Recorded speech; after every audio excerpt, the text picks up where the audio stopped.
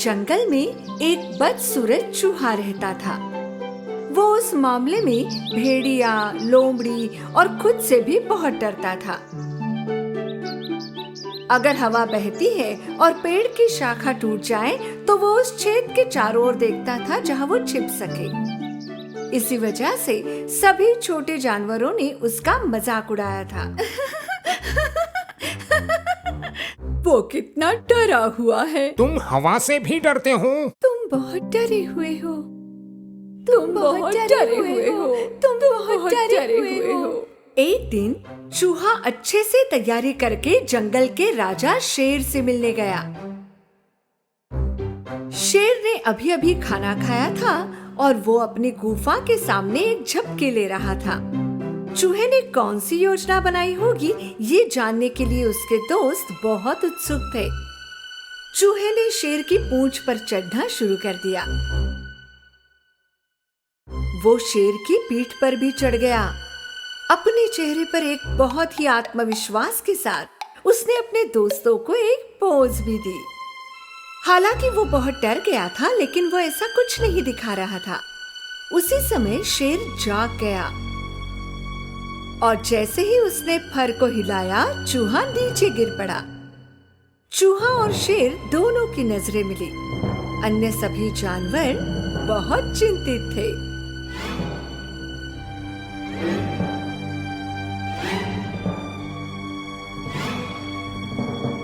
अरे बाप रे, अब शेर चूहे को निकल जाएगा। वाह, क्या हिम्मत है, क्या साहस है। तुम मेरी पीठ पर क्या कर रहे हो?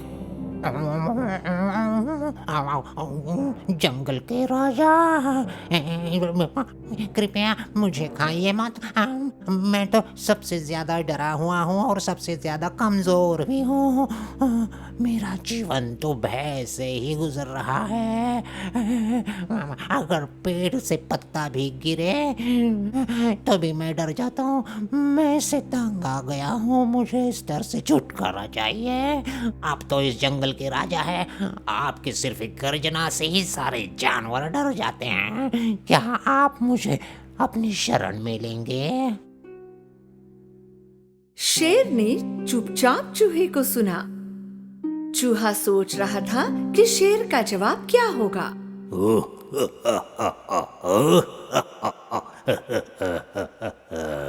पर मैं तुम्हारी मदद क्यों करूं?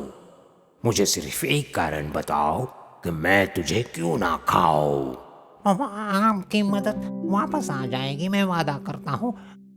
शायद एक दिन मैं आपकी मदद करूंगा।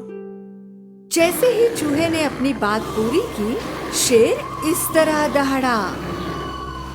आओ, एक छोटे से चूहे हो तुम मेरी क्या मदद करोगे? आओ। लेकिन उसके सामने छोटे से चूहे को कपकपाता देख शेर ने उसे ना खाने का फैसला किया। भगवान का शुक्र है, मेरा पेट भरा हुआ है। अब मेरे सामने से चले जाओ। चूहा वहां से भाग निकला। दूर से जो कुछ भी हो रहा था उसे देखकर चूहे के दोस्त वास्तव में आश्चर्यचकित थे। कुछ समय बीत चुका था। शेर को भूख लगी और उसने जंगल में चारों ओर घूमना शुरू कर दिया, लेकिन वो शिकारी के जाल को नहीं देख सका और पकड़ा गया। वो एक बड़े से जाल में हवा में लटक रहा था। उसने जाल से मुक्त होने की कोशिश भी की, लेकिन वो ऐसा नहीं कर सका। वो जंगल का राजा था, इसलिए अगर वो मदद के लिए चिल्लाता तो वो अपमानित होता, और अगर शिकारी सुनेंगे तो तेजी से लेने आ जाएंगे। ये सब सोचकर उसने इंतजार करना शुरू किया। इस बीच जंगल के अन्य जानवरों ने शेर को देखा, लेकिन किसी ने भी उसके करीब जाने की हिम्मत नहीं की। वहां से गुजरते हुए चूहे ने देखा और उसकी मदद करने का फैसला किया। वो सीधे उसके पास चला गया।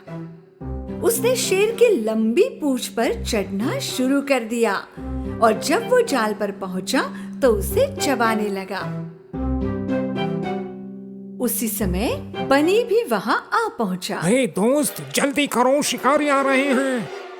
अन्य जानवर जो चारों ओर इकट्ठा हुए थे अचानक शिकारी का शब्द सुनकर वहां से भागने लगे, पर चूहा दृढ़ता से चबाता रहा। अंत में जाल अलग हो गया और शेर गिर गया और वहां से दूर चला गया। चलो मेरी पीठ पर बैठ जाओ, हम यहाँ से निकल चलते हैं। चूहा शेर की पीठ पर कूद गया और वे वहां से चले गए। फूली सांस के साथ दोनों गुफा में पहुंचे। शेर ने नीचे घुटने टेके और चूहा कूद गया। जब तुमने मुझे बताया था कि एक दिन तुम मेरी मदद करोगे, तो मैंने तुम पर भरोसा नहीं किया। मुझे लगा तुम एक छोटे से चूहे हो जिसका कोई उपयोग नहीं है, लेकिन आज तुमने मेरी जान बचाई। धन्यवाद। इसकी कोई जरूरत नहीं है महाराज। अब तुम्हें मुझसे डरने की कोई जरूरत नहीं है। असल में तुम्हें किसी से डरने की जरूरत नहीं, क्योंकि तुम एक साहसी चूहे हो। अगर मैं जंगल का राजा हूँ, तो अब से तुम मेरे साहसी राजकुमार हो। शेर और चूहे ने हंसना शुरू किया।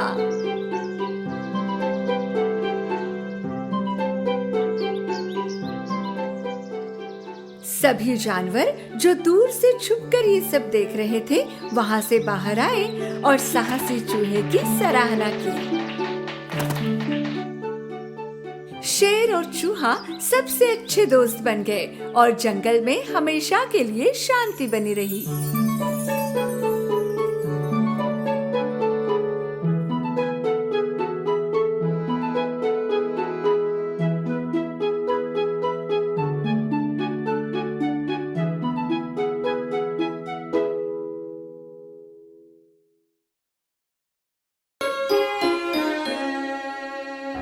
एक ठंडी और बर्फीली न्यू ईयर की रात की बात है।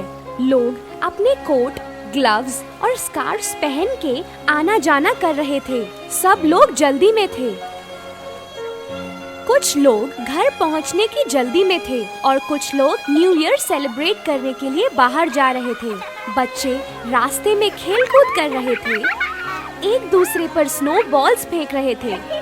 बेशक स्नो के सबसे ज्यादा मजे वही ले रहे थे। उनकी खिलखिलाहट ने माहौल में प्यार भर दिया था। पर रास्ते पर एक लड़की थी जो खेलने वाले बच्चों से अलग थी। ये लड़की बस देख रही थी बाकी बच्चों को खेलते हुए। उसके पास दूसरों की तरह हैट नहीं थी। उसके पास कपड़े भी हल्के थे और फटे हुए थे, और उसकी चप्पल भी उसकी नहीं थी, काफी बड़ी थी। उसके हाथ में एक बॉक्स था। वो ठंड में कांप रही थी। उसने देखा ही नहीं कि एक कार उसकी तरफ आ रही है। हे बच्चे, रोड के साइड में खड़े रहो, नहीं तो एक्सीडेंट हो जाएगा। वो लड़की हाथों हाथ फुटपाथ पे भागी। भागते हुए उसकी चप्पल निकल गई। जब वो फुटपाथ पे पहुंची और मुड़ के देखा, उसने देखा कि एक लड़का उसकी चप्पल लेके भाग रहा है। मेरी चप्पल! वो चिल्लाई और उसके पीछे भागने लगी, पर वो लड़का जल्दी से भाग गया। मजबूरी में नंगे पांव चल के वो एक दीवार के पास जाके खड़ी हो गई। उसने अपना बड़ा सा बॉक्स नीचे रखा। वो माचिस की डिब्बियों से भरे बॉक्स को देख रही थी। ठंड से उसकी आंखें नम हो गई थी। ये थी हमारी लिटिल मैच गर्ल। पर उस दिन एक भी माचिस की डिब्बियां नहीं बेच पाई। अगर वो कुछ माचिस की डिब्बियां बेचकर कमाई कर ले, तो घर जाके अपनी माँ के साथ गरम खाना खा सकती थी। तभी वो चिल्लाने लगी, माचिस, माचिस, कोई ले लो एक डिब्बिया माचिस। किसी ने उसकी तरफ मुड़ के भी नहीं देखा, तो वो अपनी जगह बैठ गई। उसकी उंगलियां ठंड में दर्द करने लगी। उससे अब दर्द सहन नहीं हो पा रहा था और किसी तरह थोड़ी गर्मी चाहिए थी। उसने माचिस की डिब्बी से एक तीली निकाली। उसकी उंगलियां सुन्न पड़ गई थीं। बड़ी मुश्किल से उसने तीली पकड़ी। अपने कांपते हाथों से उसने माचिस की तीली दीवार से जलाई और आग की रोशनी ने उसे खुश कर दिया। उस बेचारी ने तीली को दोनों हाथों में लिया। अब उसकी उंगलियों को आराम मिला। आग को देखते हुए वो सपने में चली गई। उसने अपने आप को एक जलते हुए स्टोव के सामने पाया। वो एक बड़े से स्टोव के आगे एक सुंदर से कमरे में बैठी हुई थी। उसने एक गरम स्वेटर, फर के बूट्स और सर पर गरम टोपी पहने हुए थे। इतनी गर्मी थी कि उसे पसीना आने लगा। पर अचानक माचिस की तीली बुझ गई। तीली बुझते ही उसका सपना भी गायब हो गया। उसकी उंगलियां फिर से ठंडी में दुखने लगीं, तो उसने एक और तीली जलाई। उसी समय ठंडी हवा चली। उस लड़की ने दीवार के सहारे उस लौ को बचाने की कोशिश की और उसने लौ को हाथ से छांव भी दी। जब वो उसे देख रही थी, दीवार अचानक से गायब हो गई। वहाँ एक बड़ा सा कमरा नजर आया। एक सफेद कपड़े से ढके टेबल पर हर तरह का खाना था। सिल्वर से पूरे कमरे में दिन की तरह उजाला था। वो टेबल तो देखती रही और देखा कि टेबल के बीच में एक बड़ा सा सुंदर सा ग्रिल्ड मीट का टुकड़ा पड़ा है।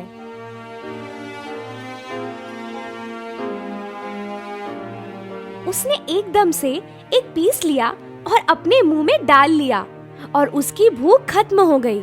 वो एक और टुकड़ा लेना चाहती थी मीट का। वो लेने लगी, मगर माचिस की तीली जो उसके हाथ में थी वो बहुत जल्दी बुझ गई। बेचारी लड़की का हाथ जल गया। और उसने वो तीली फेंक दी। जैसे ही उसने तीली फेंकी और दीवार फिर से आ गई। लिटिल मैच गर्ल ने एक और तीली जलाई। अब की बार उसे और भी बड़ा सा सपना दिखा। एक खूबसूरत सी जगह पे बड़े से चांद के साथ वो एक पेड़ के नीचे सफेद कपड़ों में बैठी थी। रात थी पर ठंड नहीं थी। वो तारों को देख के खुश हो रही थी। उसने कभी इतना साफ आसमान और चमकते हुए तारे नहीं देखे थे। फिर अचानक उसे एक टूटता तारा दिखा। उसने मन में सोचा, एक और हमारे जैसा उड़ गया आसमान की ओर। उसकी दादी माँ ऐसा कहा करती थी। ठीक उसी वक्त उसने अपनी दादी को वहाँ पे देखा। जब कोई तारा टूटता है, हमेशा कोई और उसकी जगह ले लेता है। इतना कह के उसकी दादी माँ गायब हो गई और लिटिल मैच गर्ल ने उन्हें आवाज लगाई, दादी रुको, मत जाओ, मैंने आपको बहुत मिस किया।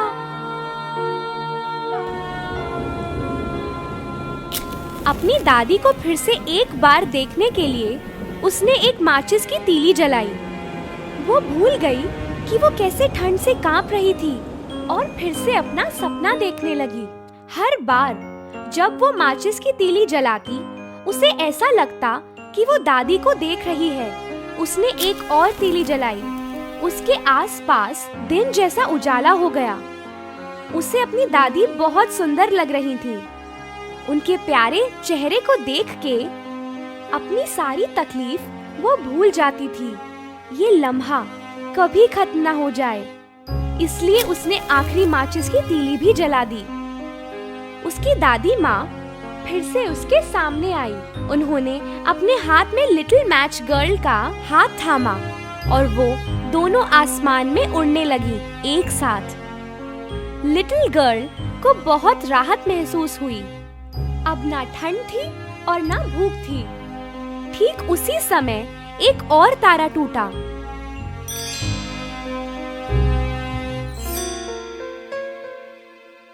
सुबह लोग जब रास्ते से गुजर रहे थे, उन्होंने लिटिल मैच गर्ल को दीवार के सहारे बैठा देखा। उसकी आंखें बंद थीं, पर चेहरे पर एक प्यारी सी स्माइल थी। उसके आसपास बहुत सारी जली हुई तीलियां पड़ी थीं। तीलियां जिन्होंने जल के उसके सपनों को रोशन किया। ऐसे सपने जिन्हें कोई भी नहीं देख पाएगा।